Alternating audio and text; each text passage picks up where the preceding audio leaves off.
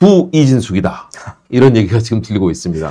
하나는 법인카드 마음대로 이용하고 방송 장악에 나섰던 빵진숙 사건이 하나 지금 요즘 계속 국무회의에서 논란이 되고 있고요.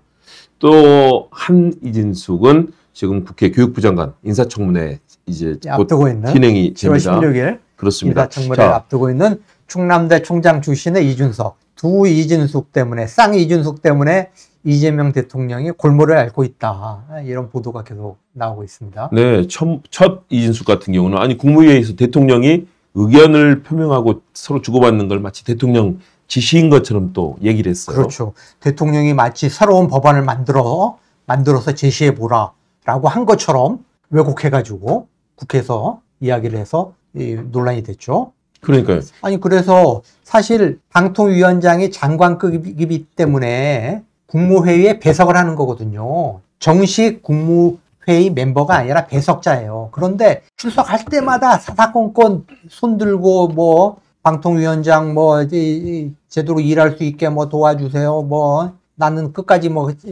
자기 뭐 인사 이야기도 하고 뭐 또 엉뚱하게 또 뭐 이재명 대통령이 자기한테 방통 3법의 대안을 만들어 보라고 지시를 했다는 엉뚱한 왜곡된 이야기를 하고, 그리고 어제는 이재명 대통령의 국무회의를 끝내면서 발언을 달라고 그랬는데 제지를 했잖아요. 하지 마시라. 두 번이나 이야기를 했는데 또 끝까지 말을 하겠다고. 아니 그런 식으로 국무회의를 방해를 하고, 그래서 지금 대통령실에서 다음 주 국무회의부터는 배제시키는 방안을 지금 검토하겠다라고 했는데 당연히 배제시켜야죠. 지금 이 빵진숙이 의도하는 게 뭐냐?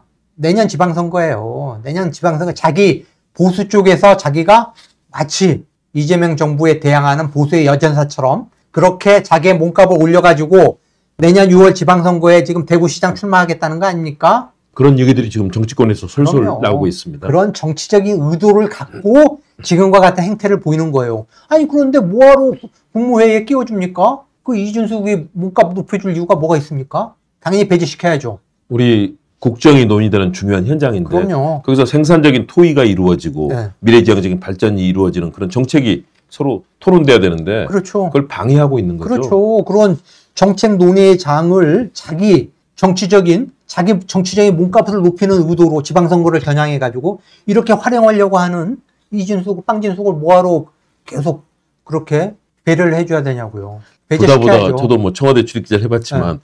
아니 대통령의 발언을 왜곡해서 의도적으로 자기에게 유리한 쪽으로 의견 정도를 이렇게 이런 쪽으로 고민해 보면 어떨까 한 정도를 지시로 이제 왜곡해서 이루어진 것 같다는 그런 느낌이 들어요. 강유정 대변인이라든가 그동안 이재명 대통령이 이에 대해서 경고하는 모습까지 보면 말이죠. 야 이런 일이 사실은 이것도 전대미문의 일 아닙니까? 대통령의 발언을 왜곡해서 그렇죠. 자신의 정치적으로 이용하는 거. 그럼요. 있을 수 없는 일인데요. 그렇다면 또 다른 우리 이진숙 후보자. 또 다른 이진숙. 제가 보기에는 17개 부처 중에서 국토교통부 장관과 문화체육부 장관 두 사람만 제외를 하고 두 자리만 제외를 하고 15개 부처 장관 후보자가 지금 지명이 됐어요. 그렇죠. 그래서 지금 7월 14일, 15일, 16일 집중적으로 인사청문회 일정이 잡혀 있는데 지금 뭐 여러 가지 지금 의혹들이 제기된 그 후보들이 여러 명이 있지만은 저는 이진숙 교육부 장관 후보자가 제일 악성이다. 그리고 제일 위험하다. 민주당 내부에서, 민주당 교육위원들 내부에서, 그리고 지금 민주당 지지층 내부에서도 이진숙은 안 된다라는 여론이 지금 확산되고 있어요. 그렇기 때문에, 그리고 무엇보다도 뭐 다른 장관이면 모르겠어요. 다른 부처 장관이면은 사실 뭐 논문 표절이라고 하는 게 어떻게 보면은 뭐 일정 부분 사실 100% 창의적인 논문이라는 게 있기가 사실 쉽지가 않거든요. 그렇죠. 아니 뭐 김홍근 교수님도 논문 쓰면서 다른 사람의 논문을 많이 인용을 하잖아요. 그렇죠. 근데 인용을 하면서 출처를 정확히 표기를 해야 되는데 사실 저도 뭐 석사 논문 쓰고 제가 뭐 대학원에서 최우수 논문상을 그러셨군요. 최우수 논문상. 네, 제 자랑을 하자면 최우수 논문상도 받고 했지만 저도 박사 논문 최우수 논문상 받았습니다. 다른 사람의 논문을 인용하면서 100% 표기를 100% 정확하게 했는지 그거 사실 자신할 수 없어요. 이게 뭐 워낙 그 기자 생활하면서 같이 이제 학업을 병행하고 논문을 쓰다 보니까 이 짧은 시간에 축돼서 일을 해야 되거든요. 그러다 보면 사실 실수를 할 수도 있어요. 실수를 할 수도 있고. 그래서 이렇게 논문 표절 여부를 조사하는 뭐 그게 있다면서요. 그렇죠. 프로그램이. 그렇게 딱 집어넣어 보면은 저도 뭐 제가 생각하기에는 뭐 저는 표절률이 한 자릿수 이내일 거다. 잘 하셨을 네. 겁니다. 워낙 꼼꼼한 성격이시니까. 하고 저는 자신을 하는데 어찌됐든 간에 이준석 교육부 장관 후보자는 표절률이 50%가 넘는다는 거 아닙니까? 일단 첫 번째는 논문 쪼개기. 그러니까 여러 곳에 같은 내용을 네. 논문을 쓰는 내용, 네. 논문 쪼개기.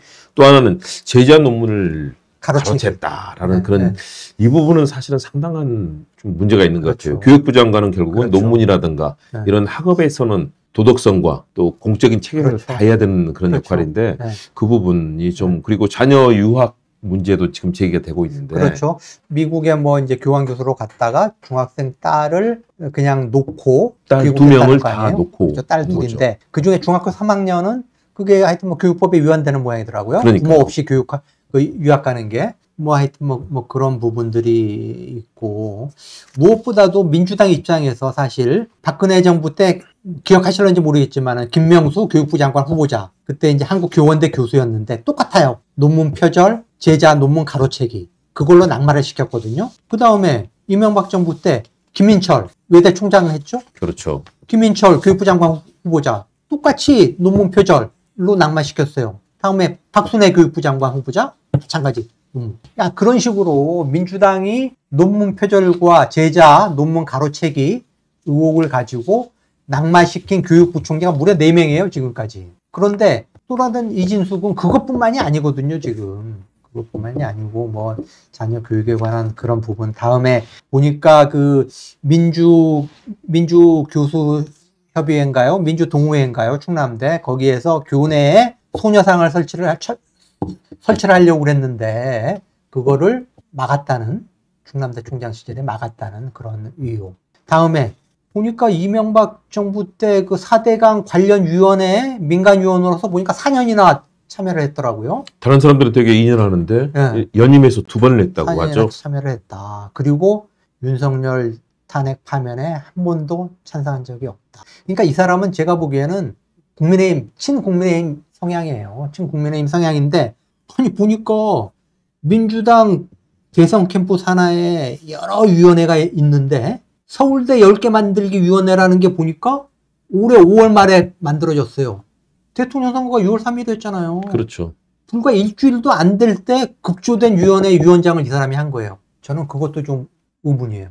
4대강 위원회 4년이나 민간위원으로 참여를 하고 소녀상 철거 반대하고 윤석열 탄핵 파면에 대해서 이런 방구 찬성하는 입장을 안 내놓고 이랬던 사람이 민주당 대선을 불과 일주일 남겨두고 서울대 10개 만들기 위원회라는 선대위 산하의 위원장을 맡아서 싹 변신을 한 거죠.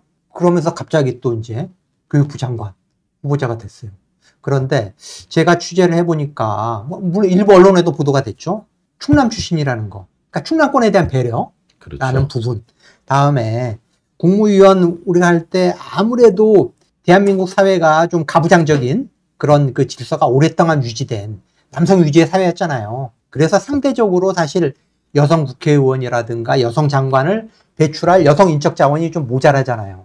그래서 여성 국무위원을 30% 정도는 배려해야 된다. 문재인 정부 때도 그랬고 노무현 정부 때도 그렇고 계속 고민을 하면서 가급적이면은 여성 인재를 발탁하려고 노력을 하고. 그렇죠. 30%를 핵심적인 그런 그렇죠. 시금석으로 뒀죠. 그래서 여성 인재의 발탁과 충남권 배려 차원이 컸던 거예요. 네. 그리고 통합이라는 실용정부 보수 쪽 인사도 좀 능력이 되고 하면 쓰겠다라는.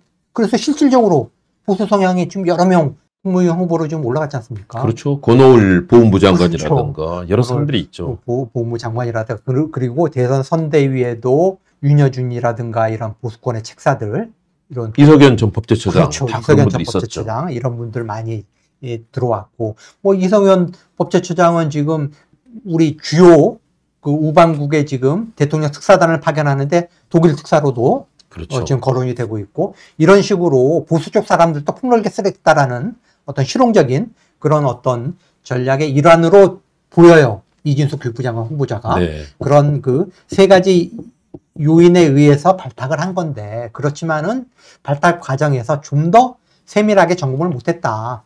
좀 평판 조사만 제대로 이루어졌어도 지금 충남대 교수들, 민주동호회, 민교협, 또 그 지역의 시민단체 다 반대하고 있지 않습니까? 그렇다면은 이 사람이 이 충남대 교수, 충남대 총장으로서 활동해 오면서 그 지역사회의 신뢰를 얻지 못했다라는 이야기거든요. 그러니까 그런 그 지역에 대한 어떤 평판 조사가 저는 제대로 이루어지지 못하지 않았나. 그리고 저는 본인이 결단을 해야죠. 7월 16일 이전에 그 민주당이 낙마시킨 4명의 그 보수 부총리 후보자 3명은 자진 사퇴했어요. 1명은 대통령이 지명 철회를 했고. 그러니까 저는 이준수 교육부 장관 후보자가 지금의 여론 냉정하게 판단을 해가지고 좀 합리적인 결정을 해줬으면 좋겠다 이렇게 생각합니다. 두 이진숙 후보 예. 한 사람은 지금 뭐 방통위원장이지만 역시 결정을 해야 되겠죠. 스스로 예. 결자 해지해야 하고 이진숙 후보자도 어떤 결정을 할지 또 그 과정 지켜보도록 하겠습니다.